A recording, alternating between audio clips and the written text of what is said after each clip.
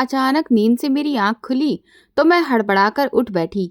बाहर से आती शोरगुल की आवाज मुझे कुछ अजीब सी लग रही थी। मैं तुरंत बिस्तर से उठकर बाहर की तरफ दौड़ पड़ी। यह आवाज मेरी सास के कमरे से आ रही थी। मैंने तुरंत अपनी सास के कमरे के दरवाजे के बाहर रुककर अंदर क्या हो रहा है इस बात का जायजा लेने लगी। अंदर का नजारा देखकर तो मेरे होश ही उड़ चुके थे। मेरा पति मेरी सास के बाल कसकर पकड़े हुए था और उन्हें न जाने क्या क्या धमकियां दे रहा था। मैं आंखें फाड़े ये सारा नजारा देखने लगी। मेरा दिल जैसे किसी ने मुट्ठी में जकड़ लिया हो। मेरी सास बेचारी रोनी सूरत बनाए खुद को अपने बेटे से छुड़ाने की कोशिश कर रही थी। जब मेरे कुछ होश ठिकाने हुए तो मैं तुरंत ही आगे बढ़ी। ये आप क्या कर रहे हैं? छोड़ दीजिए इन्हें। मैंने अपनी सास को अपने पति से छुड़ाने की कोशिश की तो मेरे पति ने झटके से सास के बाल छोड़े और एक खराब सी गाली देकर गुस्से में चीजों को इधर उधर ठोकर मारता हुआ तेजी से बाहर निकल गया। मेरी सास ने रोते हुए मेरा बाजू कसकर पकड़ा और कहने लगी, तुम्हारा बहुत बहुत धन्यवाद बेटा। उनकी दर्दनाक आवाज सुनकर मेरा दिल तड़प उठा। मैं सोचने लगी कि कोई बेटा अपनी सगी माँ के साथ ऐसा व्यवहार कैसे कर सकता है। माँ जी, मैं आपके लिए अभी नाश्ता बनाकर लाती हूँ। मैंने अपनी सास को तसल्ली दी और तुरंत ही चारपाई पर बिठाया और फिर अपने पति की तलाश में बाहर निकल आई ताकि उससे इस बारे में बात कर सकूं। मगर मेरा पति घर से बाहर निकल चुका था। मैं हैरान और परेशान चूल्हे के आगे खड़ी अपने ख्यालों में खोई हुई थी। वो मंजर मेरी नजरों के सामने बार बार तैर रहा था। मैं बहुत बेचैन थी। मुझे अपने पति की हरकत किसी भी तरह से स्वीकार नहीं थी। मैं गरम गरम नाश्ता बनाकर अपनी सास के लिए लेकर गई तो उनके गालों पर लुढ़कते हुए आंसू देखकर मेरा दिल दुख से भर गया। माँ जी, आप नाश्ता कर लीजिए। मैंने आगे बढ़कर उनके आंसू साफ किए और नाश्ता उनके सामने रख दिया। वो चुपचाप एक एक निवाला अपने मुंह में डालने लगी। मैं तेजी से उठकर बाहर निकल आई क्योंकि मेरी अपनी आंखों से भी आंसू बहने ही वाले थे। मैं कमरे में टहल टहल कर अपने पति का इंतजार कर रही थी। उससे बात किए बिना मुझे सुकून नहीं आने वाला था। मेरा नाम नंदिनी है।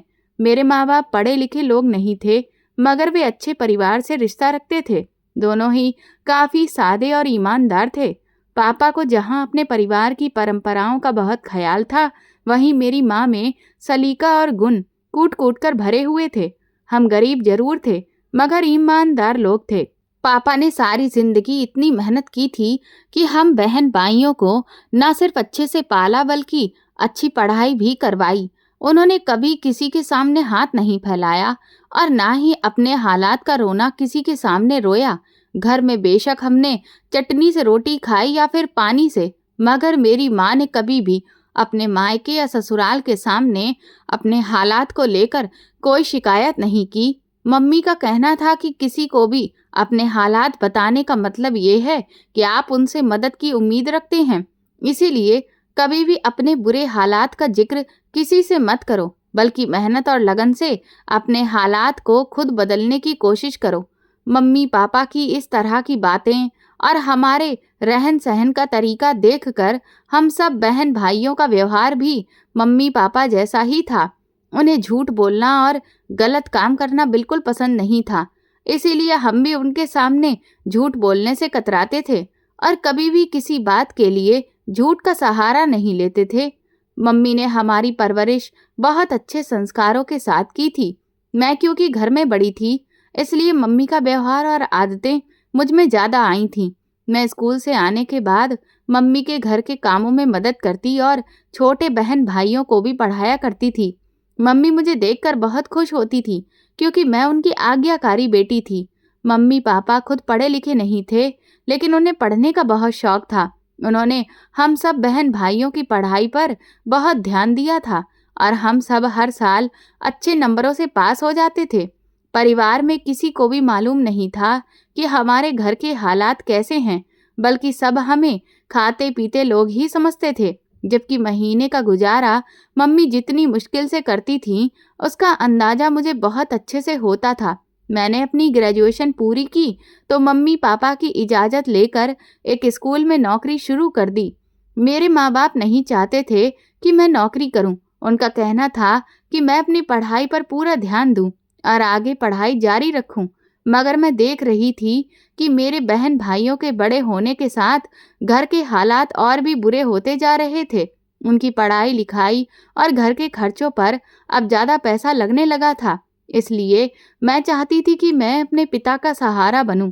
मैं देख रही थी कि पापा की तबीयत भी कुछ दिनों से काफ़ी खराब रहने लगी थी, मगर वो फिर भी इसकी परवाह किए बिना मेहनत करते रहते थे। मम्मी घर में छोटे मोटे काम करके कुछ अलग से पैसे कमा लेती थीं, मगर वो आमदनी हमारे बढ़ते खर्चों के लिए काफ़ी नहीं थी। अब हमें और ज़्यादा आमदनी की ज़रूरत थी और इसके लिए मुझे ही आगे आना था, क्योंकि मेरा भाई घर में सबसे छोटा था और फिलहाल उस जिम्मेदारी की उम्मीद नहीं की जा सकती थी। इसीलिए मैंने फैसला किया कि मैं मम्मी पापा का बेटा बनकर दिखाऊंगी। मम्मी पापा ने मेरी जिद देखकर मुझे इजाज़त दे दी। मैंने पास के ही एक स्कूल में नौकरी कर ली। मेरी सैलरी बहुत अच्छी तो नहीं थी, मगर कुछ ना होने से तो कुछ होना बेहतर था। उसी सैलरी से मैं अपने कुछ घरेलू खर्चों को भी निकाल रही थी।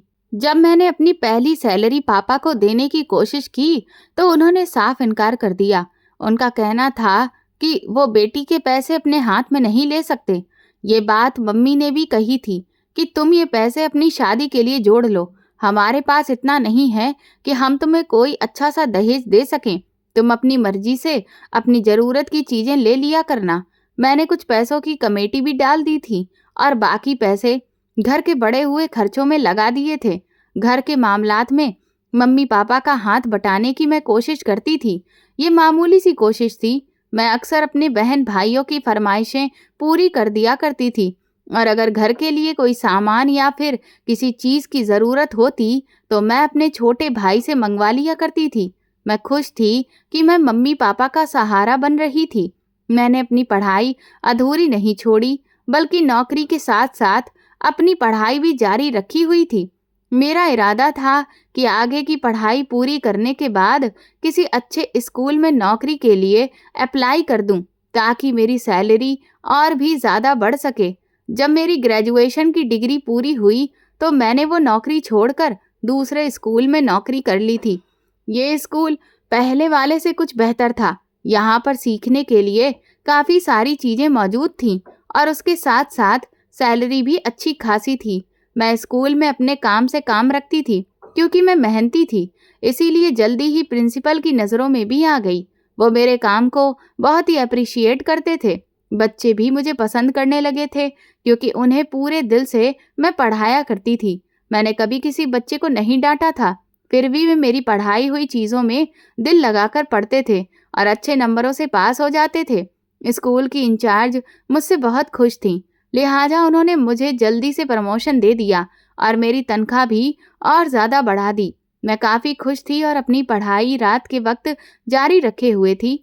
मेरी किसी से दोस्ती ज़्यादा नहीं थी और मैं अपनी ही दुनिया में खोई हुई रहती थी। आप ये क्या सारा दिन काम में डूबी रहती हैं? कुछ खाती पीती भी नहीं हैं?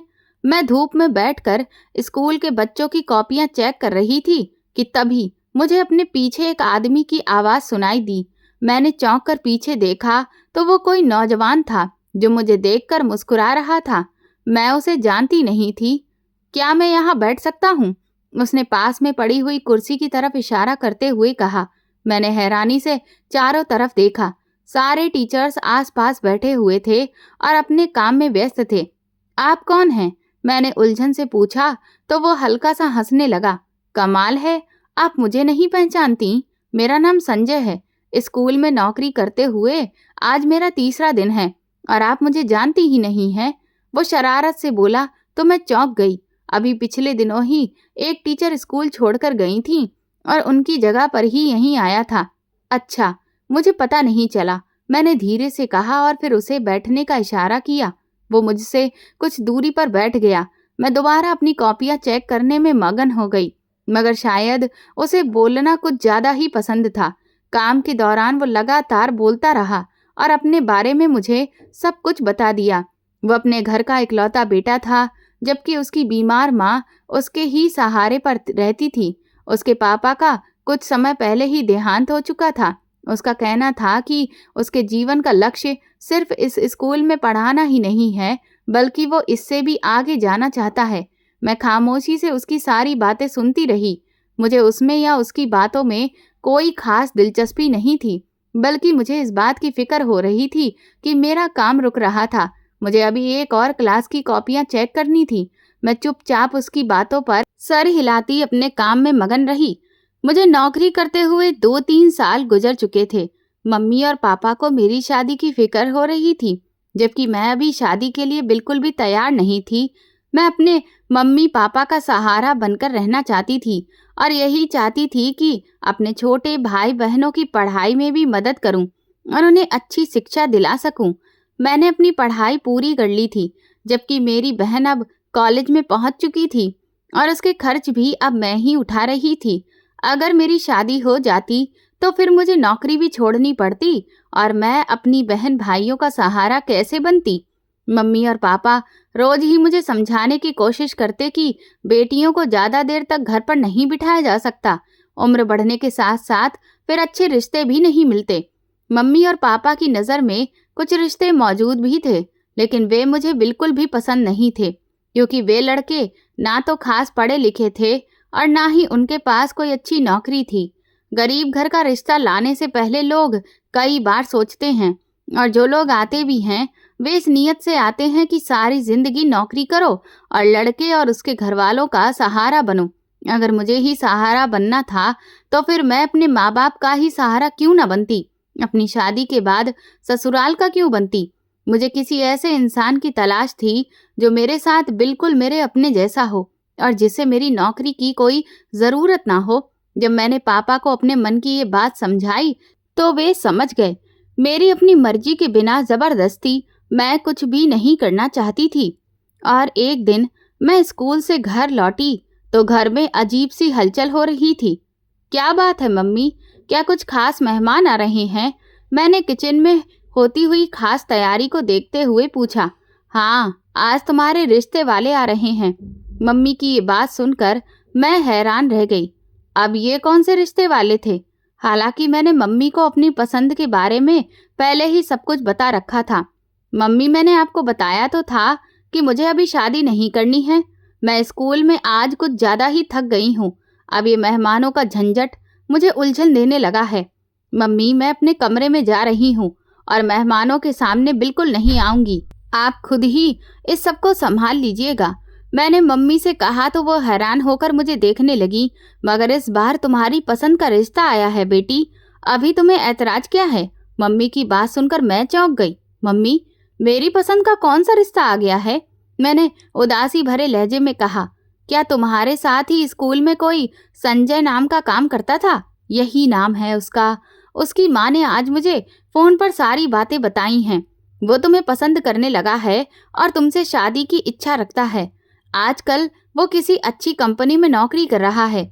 मम्मी ने पूरी बात बताई तो मैं हैरान होकर मम्मी को देखने लगी। संजय सिर्फ 2 से 3 महीने के लिए ही हमारे स्कूल में नौकरी करने आया था।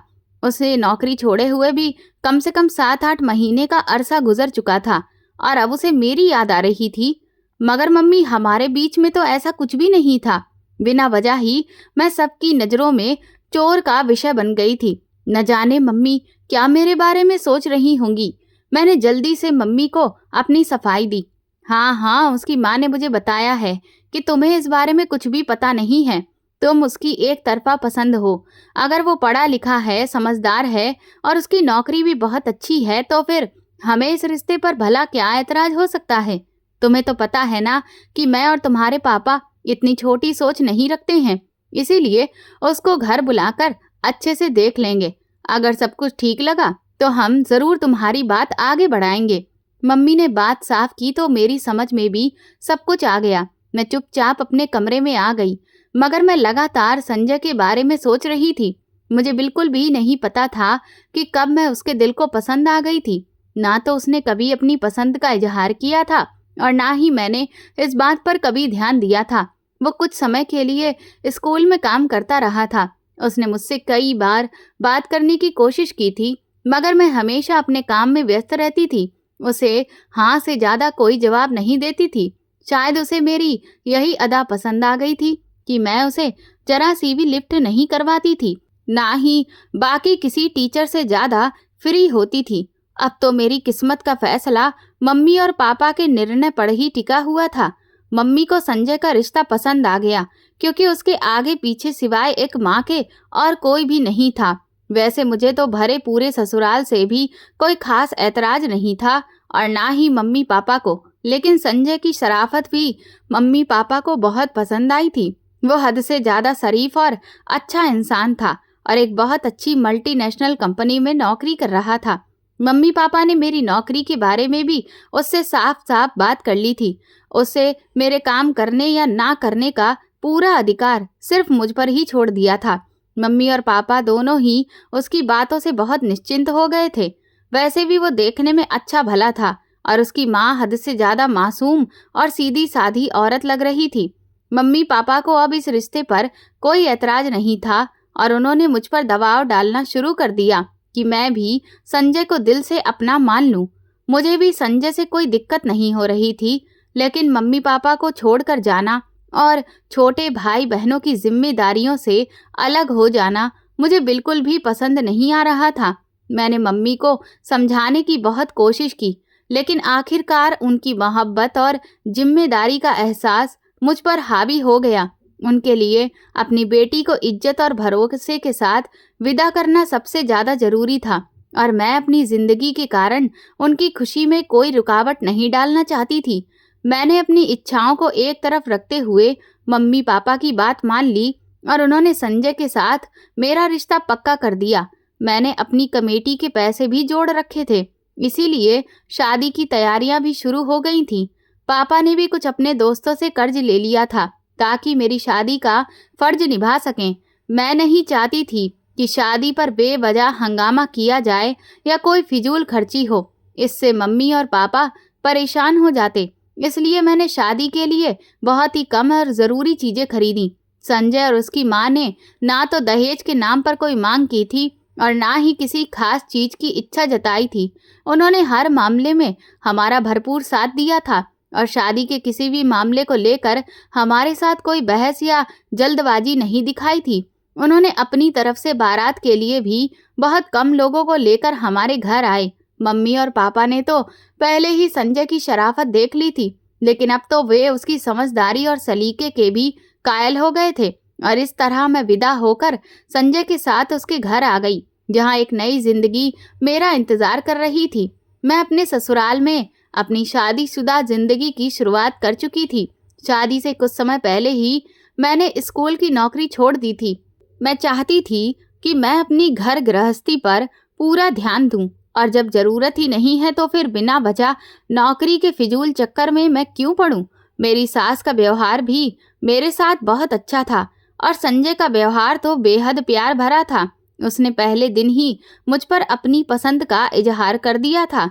संजय ने बताया कि मुझे पहली नज़र में ही पसंद करने लगा था वो, लेकिन उसने कभी भी मेरे सामने अपनी पसंद का इजहार नहीं किया, क्योंकि वो समझ गया था कि मैं ऐसी लड़की नहीं हूँ जो किसी की भी बातों में आ जाए।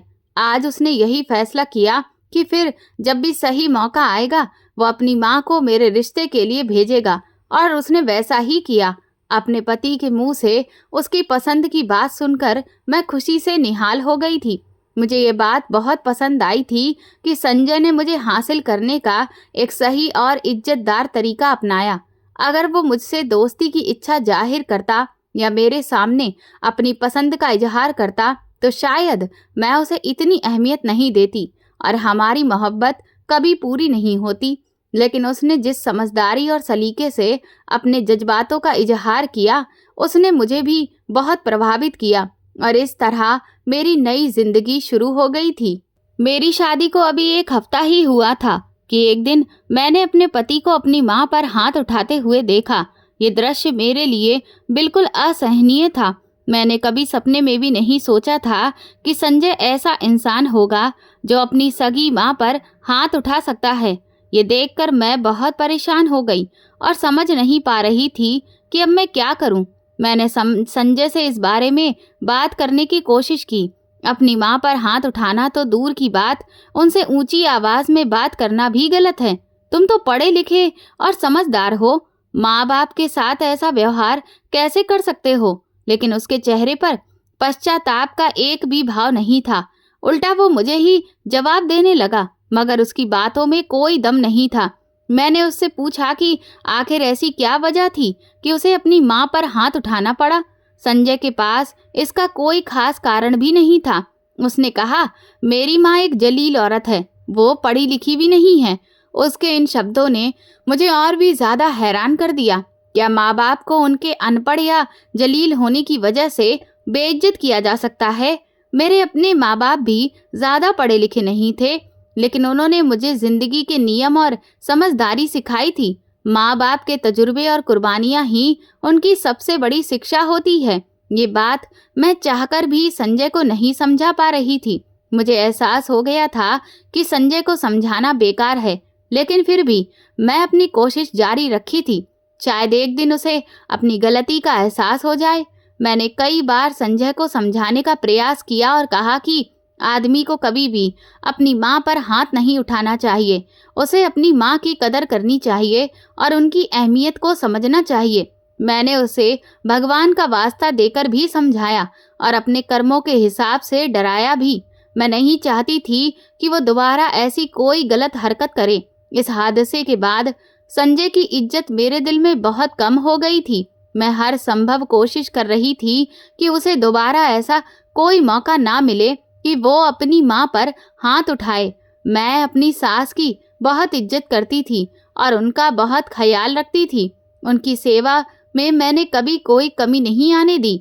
मैंने जल्दी ही घर का सारा काम संभाल लिया था। काम करने की तो मुझे शुरू से ही आदत थी। मैं अपने मम्मी पापा का भी बहुत ख्याल रखती थी और अब मेरी सास ही मेरी माँ के जैसी थी।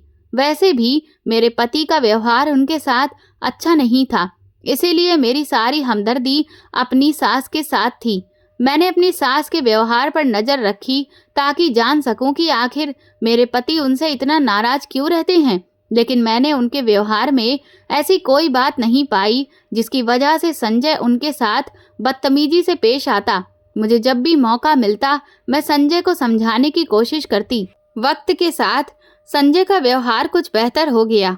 अब वो अपनी माँ से बहुत कम बात करता था और जब बात ही नहीं करता तो फिर मारपीट की नौबत भी नहीं आती थी, लेकिन मैं दिल से उसे माफ नहीं कर पाई थी। वो दृश्य जब भी मुझे याद आता तो मुझे संजय से उलझन सी महसूस होती और मैं चाहती थी कि वो मुझसे दूर रहे। फिर भी मुझे वो हादसा भुलाना पड़ता था। आखिर वो मेरे पति थे और मैं अपने फर्ज से मुंह कैसे मोड़ सकती थी। मैंने इस बात का जिक्र अभी तक अपने मम्मी पापा से नहीं किया था। मैं नहीं चाहती थी कि अपने पति की गलतियों को सबके सामने लाऊं। वैसे भी मम्मी ने मुझे ये नहीं सिखाया था, इसीलिए मैंने खामोशी और सब्र से अपने पति की इतनी बड़ी गलती बर्दाश्त कर ली और घर का माहौल खुशहाल रखने की कोशिश करती रही। मगर मेरी सारी कोशिशें बेकार हो गईं। मम्मी, आप भी हमारे साथ आकर चाय पी लीजिए, मैंने कहा और चाय का कप उठाकर अपनी सास के कमरे की तरफ गई। उन्हें मैंने कमरे में उदास बैठा पाया। मैंने उनसे बाहर आने के लिए कहा ताकि वो भी हमारे साथ बैठकर चाय पी सकें। कुछ देर में वो बाहर आ गईं। आज संजय का मूड बहुत अच्छा लग रहा था। वो काफी खुशमिजाज अंदाज में बातें कर रहा था। मैं ये देखकर निश्चिंत थी कि आज उसका व्यवहार अपनी माँ के साथ अच्छा है। तभी मेरी सास ने चाय पीते हुए कहा, भगवान जल्दी ही तुम दोनों को औलाद की खुशी दे। मेरी सास की ये बात सुनकर मैं तो खुश हो गई, लेकिन ना जाने क्यों संजय गुस्सा हो गया। क्या हो गया है मम्मी तुम्हें? तुम वही जाहिलों वाली बातें करने लगी हो ना। अभी हम चाहें औलाद करें या ना करें, उससे तुम्हें क्या है? वो बड़ी ही बदतमीजी से बोला था। दरअसल अभी खुद संजय भी औलाद नहीं चाहता था। उसे अपनी माँ की ये बात इस कदर बुरी लगी कि वो तुरंत ही बड़बड़ाने लगा। मुझे तो अपने पोते पोती को गोद में खिलाने की बड़ी इच्छा है। तुम लोग भी इस बारे में कुछ सोच लो। औलाद भला किसको प्यारी नहीं होती है। अपनी सास की बात से मैं भी इत्तेफाक रखती थी। मैं तो बच्चे के लिए तैयार थी। मैं खुद भी यही चाहती थी, मगर संजय इस मामले में काफी जिद्दी था। उसे पहले ठीक से सेटल होना था, तभी वो बच्चों के लिए सोच सकता था। मम्मी जी, आप बस भगवान से प्रार्थना करिए कि भगवान हम पर कृपा कर दे। मैंने अपनी बात खत्म करने के लिए कहा तो मेरी सास मुझे आशीर्वाद देने लगी। तुम अपनी दुआएं अपने पास ही रखो मम्मी, बेहतर है थोड़ी बहुत भगवान से प्रार्थना अपने लिए भी कर लिया करो। संजय बहुत झुंझलाया हुआ था। चुप हो जाइए आप, क्यों बहस कर रहे हैं? मैंने संजय को रोकने की कोशिश की। मैं नहीं चाहती थी कि बात आगे बढ़े। जब इसकी अपनी औलाद होगी ना बेटा, तब इसे अकल आएगी और पता चलेगा कि माँ बाप की क्या अहमियत होती है, माँ बाप अपने बच्चों को कैसे पालते हैं, सब पता चल जाएगा। मेरी सास ने कहा तो संजय आगे बढ़कर अपनी माँ पर चढ़ दौड़ा। तुमने ऐसा क्या कर दिया है मेरे लिए? सारी जिंदगी तरसा के ही रखा है मुझे एक एक चीज के लिए। अब तुम मुझे बदनाम दे रही हो। मुझे पता चल गया है। वो गुस्से से दहाड़ा और मैं तुरंत ही एकदम से झटके से उठी, क्योंकि उसने अचानक अपनी माँ के चेहरे पर मुक्का मारा था और मैं उसे रोक भी ना सकी। मेरी सास का चेहरा बेइज्जती के मारे लाल हो गया था। वो अपने आंसू पीती हुई चुपचाप उठकर अपने कमरे में वापस चली गई, जबकि संजय गुस्से से बाहर निकल गया। ये दूसरी बार था जब उसने मेरे सामने ही अपनी माँ पर हाथ उठाया था। मैंने उसे कितना समझाया था, मगर उस पर बिल्कुल कोई असर नहीं होता था। उसे शायद इस तरह से मारने की आदत थी, तभी तो उसका हाथ खुद ब खुद उठ जाता था, मगर वो अपनी आदत सुधारने की जरा सी भी कोशिश नहीं करता था। न जाने उसकी ऐसी परवरिश कैसे हुई थी जो वो ये सब कुछ कर रहा था, जिससे मुझे बहुत ज्यादा शर्मिंदगी हो रही थी। भला मेरी सास का कसूर ही क्या था? मैंने सोच लिया था कि इस बार मैं संजय से आराम से बात नहीं करूंगी, बल्कि उसको साफ साफ बताऊंगी कि मैं ये सब कुछ बर्दाश्त नहीं कर सकती। अगर मैं इस मामले में चुप बनी रही तो खुद भी गुनहगार कहलाऊंगी। संजय जब घर वापस आया तो उसका गुस्सा ठंडा हो चुका था। अरे यार, खाना लगा दो, आज तो मुझे बड़ी भूख लगी है। उसके व्यवहार से ऐसा लग रहा था जैसे कि कुछ हुआ ही नहीं हो। मैं तुरंत ही खाना गर्म करके उसके सामने लाकर रख दिया। तुम भी आ जाओ नंदिनी। उसने खाना शुरू किया तो मुझे यूं ही बैठा देखकर बोला, नहीं, मुझे कोई भूख नहीं है। मैं अपनी सास को पहले खाना खिला चुकी थी। उनकी हालत देखकर मुझे बहुत अफसोस हो रहा था। वो हिचकियों के साथ रोते हुए खाना खा रही थी। देखो, जब बेटा 2 वक्त की रोटी खिलाता है तो कैसे बेइज्जत करता है। वो रोती हुई शिकायत कर रही थी। मेरी तो हिम्मत ही नहीं थी कि उनका सामना करूं, मगर मैं उनको खाना खिलाए बिना कैसे सोने देती। आप उन्हें माफ कर दीजिए मम्मी जी, आप उन्हें कोई बद्दुआ मत दीजिए। मैंने अपनी सास के सामने हाथ जोड़कर अपने पति के व्यवहार की माफी मांगी। चल पगली, तू क्यों मुझे शर्मिंदा करती है? तेरा इसमें भला क्या कसूर है? तू तो मेरी बहुत अच्छी बहू है। भगवान तुझे हमेशा सुखी रखेगा। उन्होंने मुझे आशीर्वाद दिया तो मैं मुस्कुराकर बर्तन समेटकर जाने लगी। तब से अब तक मैं संजय का इंतजार कर रही थी। अपनी माँ के कमरे में जाकर उनसे माफी मांगने की बजाय वो खाना मंगवाकर खाने में मगन था। संजय, मैंने फैसला कर लिया है कि मैं अब और इस घर में नहीं रह सकती। मैंने उसे अपना फैसला सुनाया तो वो दंग रह गया। ये तुम क्या कह रही हो? उसने खाने से हाथ रोककर मेरी तरफ देखा। मैं तुम्हारा और तुम्हारी माँ जी के साथ तुम्हारा व्यवहार, बुरा व्यवहार अब और बर्दाश्त नहीं कर सकती। मैंने तुम्हें समझाने की बहुत कोशिश की, मगर तुम मेरी बात समझ ही नहीं सकते हो, क्योंकि तुम्हें आदत पड़ी हुई है और आदतें इतनी आसानी से नहीं बदली जाती। इसीलिए मैंने बेहतर यही समझा है कि मैं इस घर को छोड़कर चली जाऊंगी। मेरी बात सुनकर संजय हैरान हो गया। मैं कोशिश कर तो रहा हूं ना, प्लीज ये बात यहीं खत्म कर दो। तुम क्यों सब कुछ बर्बाद करने पर तुली हुई हो? वो खुद ही मुझे गुस्सा दिलाती हैं।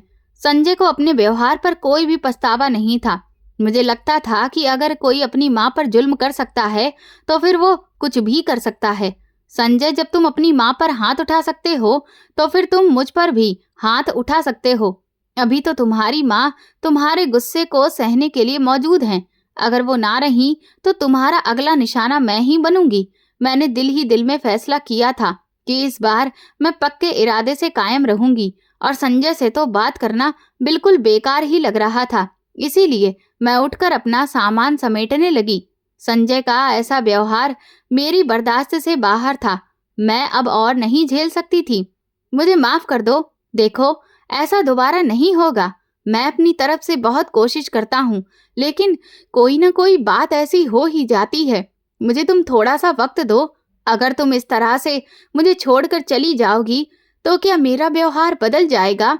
ऐसा करने से तो मैं और भी ज्यादा डिप्रेशन का शिकार हो जाऊंगा। प्लीज मेरी खातिर ना सही, अपनी सास की खातिर ही रुक जाओ। संजय की बातें मुझे अजीब लग रही थी, क्योंकि वो मुझे रोकने के लिए अपनी माँ का सहारा ले रहा था। ये सब मेरे लिए अब बर्दाश्त करना बहुत मुश्किल था। देखो, मैं खुद को ठीक करने की कोशिश करूंगा और अपनी माँ से माफी भी मांगूंगा। मैं जानता हूँ कि ऐसा करना गलत है, मगर मैं अनजाने में ऐसा कर देता हूँ और फिर मेरा अपने आप पर कंट्रोल ही नहीं रहता। संजय की बातें सुनकर मैं सच में सोच में पड़ गई। शायद मुझे उसे एक और मौका देना चाहिए था। वैसे भी मैं अपने माँ बाप के घर पर जाकर बैठना नहीं चाहती थी। उन्होंने तो इतनी मुश्किलों से मेरी शादी की थी। अब वापस जाकर उन पर बोझ बनने से बेहतर था कि अपने पति को एक और मौका दे दिया जाए।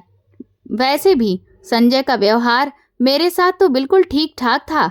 उसने ना तो कभी मुझ पर गुस्सा किया था और ना ही कभी अपना हाथ मुझ पर उठाया था, क्योंकि वो अपना सारा गुस्सा अपनी माँ पर ही उतार दिया करता था। अपनी माँ की बात सुनकर उसे एकदम ही गुस्सा आ जाया करता था। न जाने वो अपनी माँ के सामने इतना गुस्सा क्यों करता था। मुझे उसके व्यवहार की समझ बिल्कुल भी नहीं आती थी। अगर वो अपनी पत्नी का एहसास और ख्याल रख सकता है, तो फिर माँ को तो अपनी पत्नी से ज्यादा महत्व देना चाहिए, मगर वो ऐसा नहीं करता था। शायद इसके पीछे कोई और वजह थी। मैंने जानने की कोशिश भी की, मगर मुझे कोई ऐसी वजह समझ नहीं आई। मेरी सास अच्छी और सुलझी हुई औरत थी। उन्होंने यकीनन उसके साथ बचपन में कोई ऐसा व्यवहार नहीं किया होगा। उनकी परवरिश और शिक्षा में उन्होंने उसका कितना साथ दिया है। फिर भी संजय का व्यवहार मेरे समझ से बाहर था। ठीक है, लेकिन तुम्हें अपनी माँ से माफी मांगनी पड़ेगी, मैंने थोड़ा बहुत सोचकर कहा। तो संजय तुरंत उठा और अपनी माँ के कमरे की तरफ बढ़ गया। मैं भी उसके पीछे चली गई ताकि मैं देख सकूं कि वो वाकई में अपनी माँ से माफी मांगता भी है या फिर सिर्फ बहाना कर रहा है। लेकिन वो अपनी माँ के सामने माफी मांगने लगा था। मैंने अपने कानों से सुना कि वो माफी मांग रहा है और मेरी सास ने तुरंत उसे माफ भी कर दिया। ये देखकर मुझे खुशी हुई। शायद संजय को अपनी गलती का एहसास हो जाएगा। मेरी सास ने उसे कितनी आसानी से माफ कर दिया था। शायद उनके दिल में अपने बेटे के लिए मोहब्बत जाग गई। संजय का व्यवहार वाकई में बहुत बदल चुका था। अब वो मेरी सास पर गुस्सा नहीं करता था। मेरी सास अपने कमरे से बाहर निकल आई और संजय के साथ बैठकर हंसी खुशी बातें भी करती रहीं। संजय भी उनसे अच्छे से पेश आता और उनका ख्याल भी रखने लगा था। मुझे ये सब देखकर खुशी हुई। अगर मेरे पति के बदलते हुए व्यवहार की वजह मैं थी, तो मुझे इस बात की बहुत खुशी थी कि चलो, मेरी वजह से उसका व्यवहार अपनी माँ के साथ बेहतर हो गया था। मैं किसी के लिए खुशी का कारण तो बन रही थी। मैं भी उसकी पहले से ज्यादा सेवा करती थी और अपनी सास का भी बेहद ख्याल रखती। मेरी सास मुझे ढेर सारा आशीर्वाद देती। मेरी शादी को अब 2 साल का समय बीत चुका था। पिछले काफी समय से संजय ने अपनी माँ के साथ कोई बदतमीजी नहीं की थी और वो बच्चा होने के बारे में फिर से सोचने लगा था, क्योंकि संजय को ऑफिस की तरफ से अब प्रमोशन भी मिल गया था, जिसका वो काफी समय से इंतजार कर रहा था। अब वो बच्चे की जिम्मेदारी उठाने के लिए खुद को तैयार समझ रहा था। मैं अपने घर में खुश और निश्चिंत थी। एक दिन संजय ने मुझे बाहर ले जाकर खाना खिलाने की पेशकश की, तो मैं खुशी खुशी तैयार हो गई। संजय, हम माँ जी को भी अपने साथ लेकर चलते हैं, वो अकेले भला घर पर क्या करेंगी। मुझे अपनी सास का ख्याल आया तो मैंने तुरंत संजय से कहा। वो तैयार हो गया। ठीक है, मम्मी से कहो कि वो भी तैयार हो जाएं। मैं अपने दोस्त की गाड़ी लेकर आता हूँ, उसने कहा। मैं खुशी से अपनी सास के कमरे की तरफ गई। हम सब बहुत ही हंसी खुशी अंदाज में बातें करते हुए खाना खा रहे थे। मैंने सबसे पहले अपनी सास को प्लेट में खाना निकालने में मदद की थी। हमने अभी खाना शुरू ही किया था कि अचानक खाने की प्लेट मेरी सास के हाथ से छूटकर नीचे गिर गई। हमारे अलावा वहां पर कुछ और लोग भी बैठे हुए थे। प्लेट गिरने की आवाज से वहां शोर पैदा हुआ। आसपास बैठे लोग हमारी तरफ एकदम से देखने लगे। मेरी सास कुछ बेइज्जती का शिकार हो गई, जबकि संजय भी शर्मिंदा सा हो गया। खाना सारा फर्श पर इधर उधर बिखर गया था। मैंने तुरंत अपनी सास को तसल्ली दी और प्लेट से गिरा खाना उठाने लगी। मैं कर देता हूँ मैडम, वेटर तुरंत मुझे देखकर बोला और हमारी तरफ लपका। मैं आपको दूसरी प्लेट बना दूंगी माँ जी, मैंने अपनी सास से कहा। नहीं, रहने दो, कोई जरूरत नहीं है, इस औरत को खाना खाने की तमीज ही नहीं है। तुम्हें ही शौक था इसको अपने साथ लाने का, बेइज्जत करवा कर रख दिया है इस बुढ़िया ने। लोगों का ध्यान इधर उधर हुआ तो संजय ने आगे बढ़कर पूरी फुर्ती से अपनी माँ को थप्पड़ दे मारा। मेरी सास इस हमले के लिए तैयार नहीं थी और इसीलिए वो कुर्सी से नीचे लुढ़क गई। आसपास के लोग दोबारा हमारी तरफ एकदम से देखने लगे। मैं तो बिल्कुल दहल कर ही रह गई थी। मैंने तुरंत अपनी सास को नीचे से उठाया और वापस कुर्सी पर बैठा दिया। वो इस हमले के लिए तैयार नहीं थी, इस वजह से उनका शरीर कांप रहा था। उनकी हालत देखकर मुझे उन पर बहुत ज्यादा तरस आया और संजय पर बहुत गुस्सा। तुम्हें ऐसा नहीं करना चाहिए था।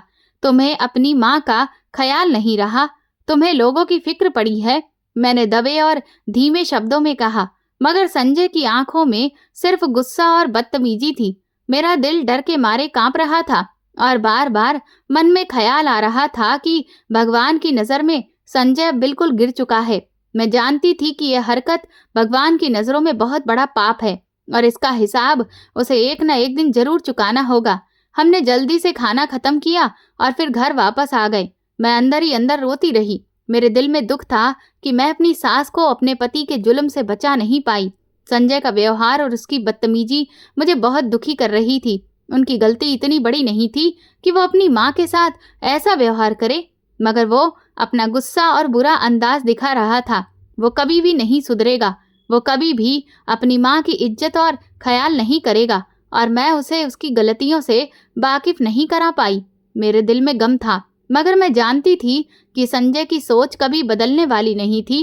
वो अपनी माँ को जलील करता ही रहता था, जबकि वो सबसे बड़ा जलील खुद ही था। उसे आसपास बैठे लोगों की परवाह थी, वो भी अपनी माँ से ज्यादा। मेरी सास घर आते ही अपने बिस्तर में दुबक गई। मेरे दिल में अजीब सी टूटन हो रही थी। मैं कैसे एक ऐसे इंसान के साथ रह सकती हूँ जो ना सिर्फ अपनी माँ का दुश्मन था, बल्कि मुझे भी एक ऐसी सोच में डुबो रहा था जिसका मेरे पास कोई जवाब नहीं था। मुझे सारी रात नींद ही नहीं आई थी। अजीब सी बेचैनी मुझे घेर रही थी। शाम का वो नज़ारा सारी रात मेरे मन में चलता रहा, जबकि संजय के खर्राटे पूरे घर में गूंज रहे थे। माँ जी, उठिए, नाश्ता कर लीजिए। मैं सुबह सवेरे ही उठकर अपनी सास के लिए नाश्ता बनाकर लेकर गई। दरअसल मुझे सारी रात जो शर्मिंदगी थी उसकी वजह से मैं ठीक से नींद ही नहीं आई और मैं तुरंत ही सुबह उठकर उनको तसल्ली देना चाहती थी। अपनी सास को बिना किसी हरकत के पड़े देखकर मैंने दोबारा से आवाज लगाई, मगर उनके वजूद में कोई भी हलचल नहीं हुई। माँ जी, आपको क्या हो गया है? मैंने आगे बढ़कर उनको हिलाया, मगर वो तो इस दुनिया में ही नहीं रही थी। वो इस दुनिया को छोड़कर जा चुकी थी। मैंने अपने मुंह पर हाथ रखकर खुद को चिल्लाने से रोका और भागकर संजय को जगाया। मेरी सास अपने बेटे के हाथों की ये बदतमीजी बर्दाश्त न कर सकी और इस दुनिया से ही रूठ कर चली गई। मेरा दिल बुरी तरह से परेशान था। मैं तो उनसे माफ़ी भी नहीं मांग सकी और ना ही उन्होंने संजय को भी माफ़ी मांगने का मौका दिया। न जाने सारी रात उन पर क्या बीती होगी। उन्होंने हम में से किसी को भी नहीं उठाया और ना ही अपनी तकलीफ के बारे में कुछ भी बताया था। वो चुपचाप इस दुनिया से विदा हो गई। मैं परेशानी से संजय की तरफ देख रही थी कि उसे अपनी माँ की मौत का कितना अफसोस है, मगर मैं उसे देखकर हैरान रह गई कि उसके चेहरे पर ना तो परेशानी थी और ना ही कोई शर्मिंदगी। उसकी आंख से अपनी माँ के लिए एक भी आंसू नहीं निकला, जबकि मैं लगातार आंसू बहा रही थी। इस कदर बेदर्द इंसान के साथ रहना मुझे बिल्कुल भी मंजूर नहीं था। मम्मी, मैं आपके साथ जाऊंगी। अपनी सास के अंतिम संस्कार और बाकी रस्में पूरी होने के बाद मैंने अपनी मम्मी से कहा। वह हैरानी से मुझे देखने लगी। बेटा, संजय को इस वक्त तुम्हारी जरूरत है। तुम उसे इस हाल में छोड़कर कैसे जा सकती हो? नहीं मम्मी, उसे मेरी कोई जरूरत नहीं है। उसे किसी की भी जरूरत नहीं है। वह अकेला ही काफी है। मैंने मम्मी से कहा तो वो हैरान रह गई। मैंने अपनी माँ को आज तक कोई भी बात नहीं बताई थी। मेरी मम्मी मेरी तरफ गंभीरता से देखते हुए मुझे अपने साथ ले आईं। घर आकर मैंने मम्मी और पापा को संजय के बारे में सब बता दिया कि वो कैसे अपनी माँ पर हाथ उठाता था और उनका देहांत भी उसकी ही वजह से हुआ है। मम्मी और पापा ये सुनकर हैरान थे। उनके लिए ये बात मान पाना बहुत ही मुश्किल था कि एक बेटा अपनी माँ पर हाथ उठाए। वो किस कदर बेइज्जत होकर इस दुनिया से विदा हो गई थी। मेरी माँ अफसोस ही करती रह गई, मगर अफसोस करने से भला क्या हो सकता था।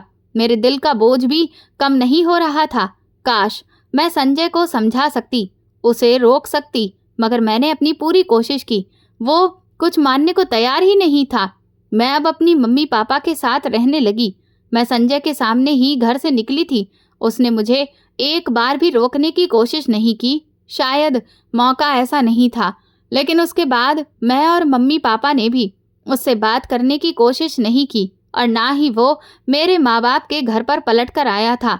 मुझे संजय से ज़्यादा उसकी माँ का दुख था, इसीलिए मैं संजय के बारे में बिल्कुल सोच ही नहीं रही थी। मैं जब भी उसके बारे में सोचती तो मेरा दिल अजीब से बोझ का शिकार हो जाता। अपनी हालत से बचने के लिए मैं अपने आप को काम में व्यस्त रखने की कोशिश करती। तुम अच्छी तरह से सोच लो नंदिनी, तुमने क्या फैसला करना है? संजय का साथ दोगी या उसे छोड़ दोगी? मम्मी, उस आदमी के साथ रहने का मेरा दिल नहीं करता। वो बड़ा ही बेदर्द इंसान है जो अपनी माँ का नहीं हो सका। वो मेरा क्या होगा? अब उसकी माँ नहीं रही तो यकीनन वो मुझ पर भी अब हाथ उठाएगा।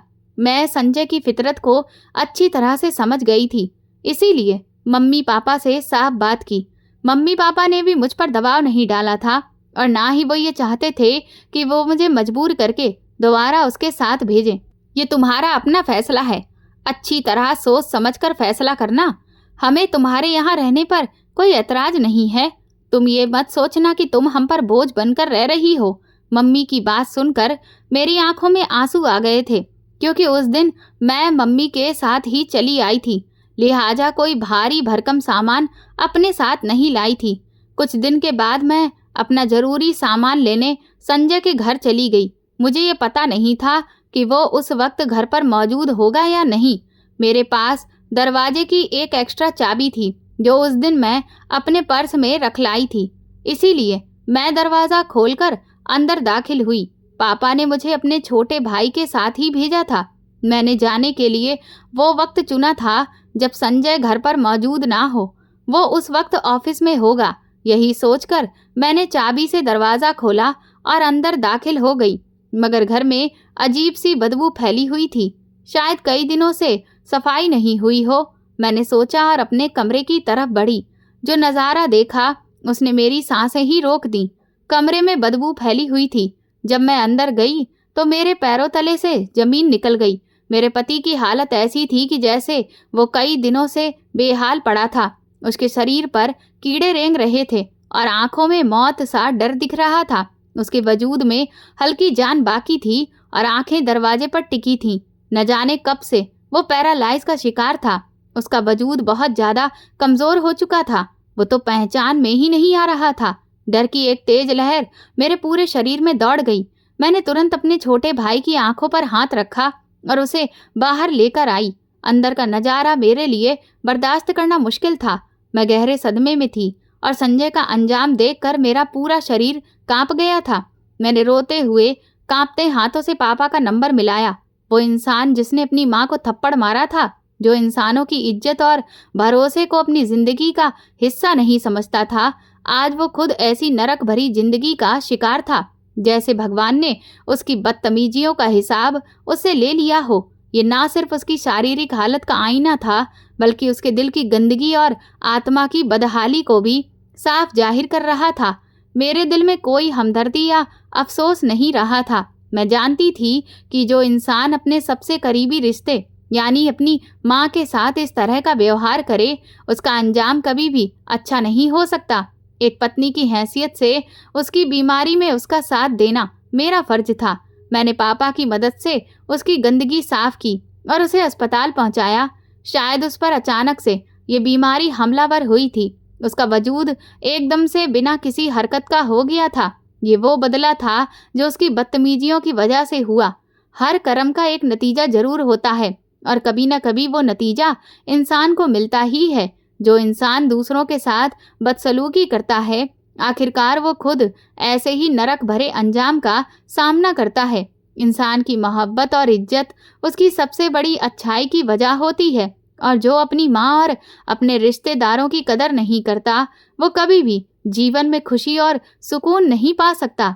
मैं अस्पताल में संजय के साथ रही और उसकी सेवा में कोई कमी नहीं आने दी।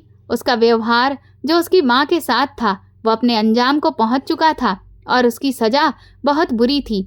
जो भी लोग ऐसे थे, वे उसकी सजा से सबक हासिल कर सकते थे। मैंने भी बहुत कुछ सीखा और भगवान से माफ़ी भी मांगती रही। मैं उसके लिए भी भगवान से माफ़ी मांगी, क्योंकि वो खुद माफ़ी मांग सके, इसकी ताकत तो भगवान ने उसे छीन ली थी और उसे इस कदर मजबूर कर दिया कि वो दूसरों के रहमो करम पर आ गया था। अब वो दया की नज़र से दूसरों की तरफ देखता, कभी मेरी तरफ, मगर मैं उसे तकलीफ क्यों पहुंचाती? मैं उसका ख्याल रख रही थी। उसकी आंखों में एहसान दिख रहा था। यकीनन ये उसे अंदाजा हो गया था कि ये उसकी माँ के साथ बुरे व्यवहार की सजा थी। अस्पताल में उसकी हालत में बेहतरी तो आई थी, मगर उसकी जान बच नहीं सकी।